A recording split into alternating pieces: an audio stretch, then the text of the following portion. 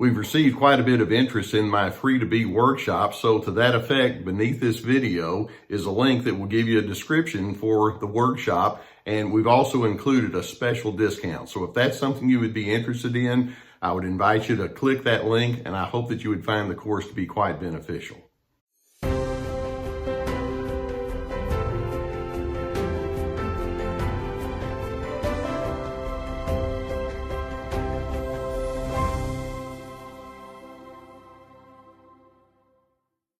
I want to share with you a pet peeve of mine as I talk with people about addressing the topic of narcissism, and that is so many times when people observe someone else trying to come to terms with that highly narcissistic person, they want to just simply apply a one-size-fits-all way of thinking as they respond to that narcissistic individual.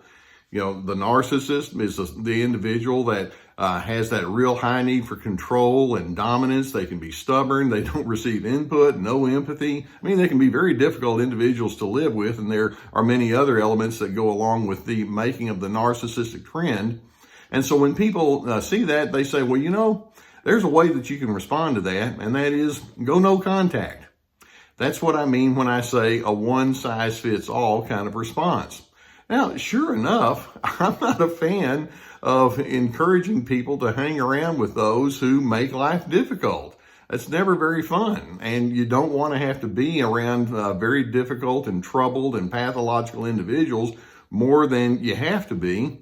But you know, sometimes that one-size-fits-all solution, go no contact, it just doesn't always fit. And we have to try to come to terms with what we're going to do, knowing that to be the case. I mean, for example, you may want to go no contact with a narcissist, but then it could strongly negatively impact other relationships. Whether it's a member of the family that you'd like to get away from, but it means that you wouldn't have time with people that you do like, or let's say in a marital situation or a parental situation where you're wanting to get rid or get away from that narcissistic partner of yours, but there are kids involved and you can't completely have no contact. Sometimes no contact could result in a loss of a job. Is that really what you need right now? Or money could dry up, or your social life could be altered. I mean, there are all sorts of possibilities that come into play.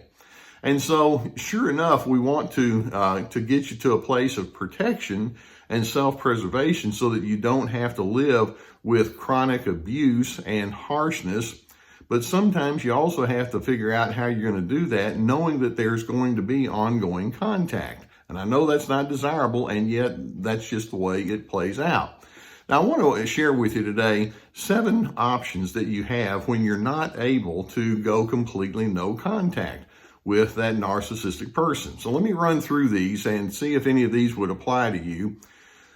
First things first, when you know that you have a strongly narcissistic person, they're just going to keep coming at you with this control and insensitivity and entitlement. You know it's just going to be there. The first thing is stop wishing that you could have a better relationship. Just stop it, quit. Because you see, what you have with that narcissist is not a relationship. And so when you're thinking, well, I wish we could get along better and I wish that things could be a lot more smooth, keep in mind, you're not a relationship, you're an arrangement. You may be an obligation to that person. You are a transaction to that person. You're there for a function, and they may have a function in reverse with you. You may actually be a necessary inconvenience to that person. You may be a means to an end with that individual, but you're not a relationship. And so when you begin thinking, well, what can we do so that we can really know each other better and have a better connection, you're going to have to stop that. And so that's the first thing, the first option you're going to have to lock in with. A second option you have when you cannot go no contact is you have to learn how to stay functional, period. And that kind of goes right along with the first one. And actually, if you think about it, there's a type of freedom that can come when you drop the notion that it's not going to be a relationship and you hold on to the notion it's only going to be functional. The freedom is, okay, once I address the physical requirements of it, I'm finished and I can kind of go on and be something else. You know, what shared tasks do we have? What's my role? What's the narcissist role? That's it. And you just kind of want to stay brief. For example, I know, let's say there's an elderly person inside the family and they do need to be tended to.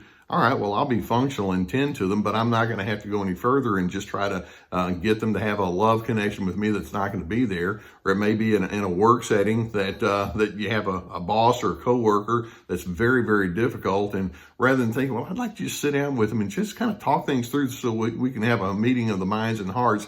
No, it's not going to be a relationship. Just stay functional, period, and don't even go anything beyond that.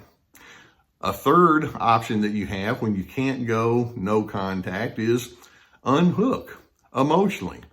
I think it's going to be very interesting for you to identify moments and reactions that you have that imply that you're still hooked.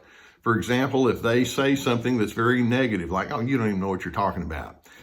And then you have this reaction like, why do you say things like that to me? That you're still hooked. The unhooked response would be, those kinds of comments and those kind of statements just don't get to me anymore. I realize that's what you do. That's where you are. We're not going to have feel-good exchanges. I'm not going to be understood. We're not going to thoroughly enjoy each other's company. And so you just unhook and you drop any kind of notion that there's going to be an emotional satisfaction, keeping in mind number one and number two. I'm going to stop trying to have a relationship. I'm a transaction. I'm just going to stay functional. That means I'm going to unhook emotionally. I know it runs counter to those of you who have that strong empath tendency, but that's an option that you'll need to exercise. Now, having said that, option number 4 is make sure that you monitor your anger reactions very carefully. Again, that implies that you're still in that connected stage. One of the things that drives narcissists is their anger. They can be angry at the drop of a hat, and then they love it when you join them in the back and forth flow of the anger. And as you go into your anger, it's like, oh, I hate it when those people do that. Implied in that is a wish that says, I wish that we could be in a better place. I wish we could have a deeper connection. There we go back again to point number 1.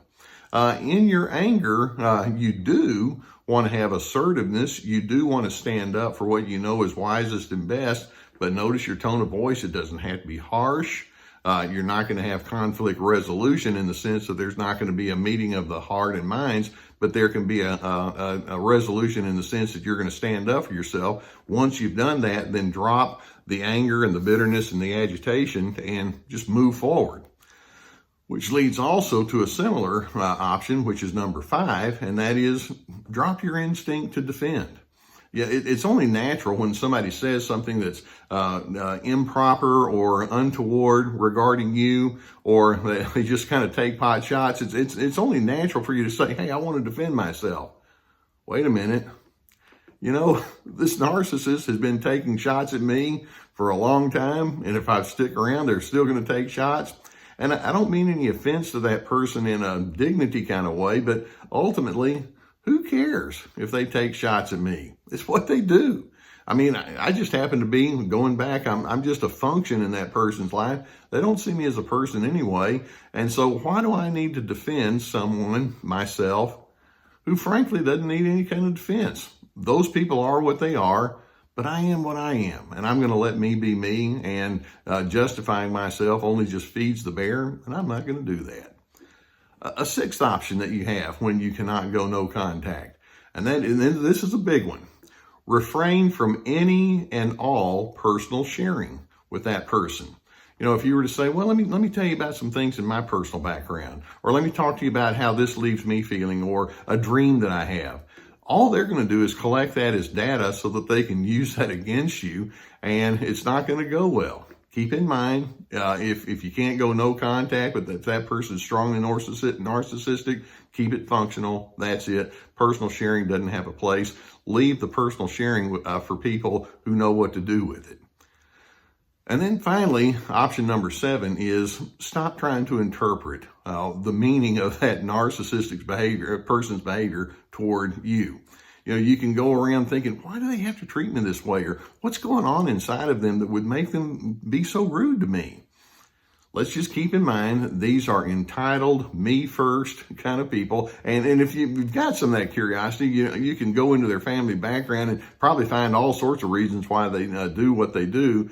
But ultimately, the more you just kind of have this, why are you doing this to me kind of mentality, and you're trying to come up with that interpretation, it's not really going to solve the problem. We just want to basically practice what we call gray rock. I'm just going to go flat and bland. I'm not going to give them much because any kind of exercise or effort that I put into their direction is not going to be reciprocated anyway. So it's a form of no contact, in the sense that I'm not going to go into contact with your personal dimension, and I don't want you to go into contact with my personal dimension, even though we may have the physicality where we still see each other and we have to interface on a functional level. But let's just keep it with something like that. You don't have to be mean when you take this gray rock type of approach. You don't have to be harsh or rude. Now, there is a high probability that once you take this approach that I'm talking about, you'll probably be misinterpreted. And they'll think, you're just an impossible person to get along with anyway. Okay, interpret away. Just the only thing I care about is spelling the name correctly. If you write it down, that's all I care about. You're going to be misinterpreted. They're not insightful people, and therefore their interpretation is not something that I'm going to anchor down on anyway.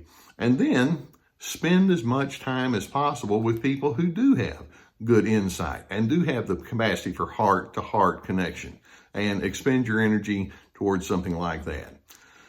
Let's understand that if you can't go no contact physically, then at least having an emotional disconnect and all of the implications that go along with it, it doesn't feel good, but at least it keeps you from getting tangled in their snares.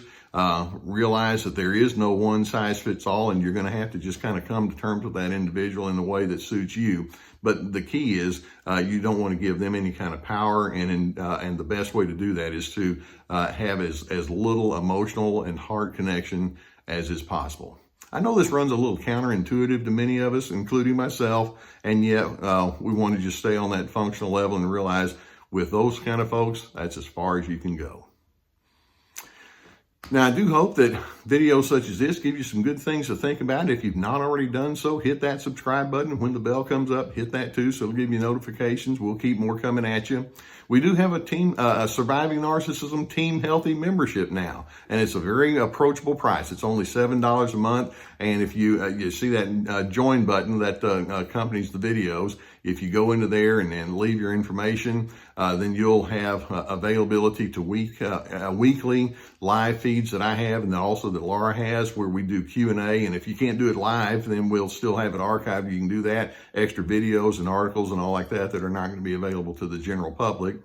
In addition, if you have a need for counseling, and if there's someone in your area that can help you, I would encourage you to seek out that assistant. If you don't have that availability, we have a link below to a sponsor that can put you in touch with a licensed professional counselor that has experience, and we've received lots of good feedback, so go and check that out. We also have my Free to Be course. It's not just a small workshop. It's a big, long course that requires a lot of work. I put a lot of work into it. It's a lot of introspection that goes with it, how to find yourself in the midst of the controllers, books, and other resources below.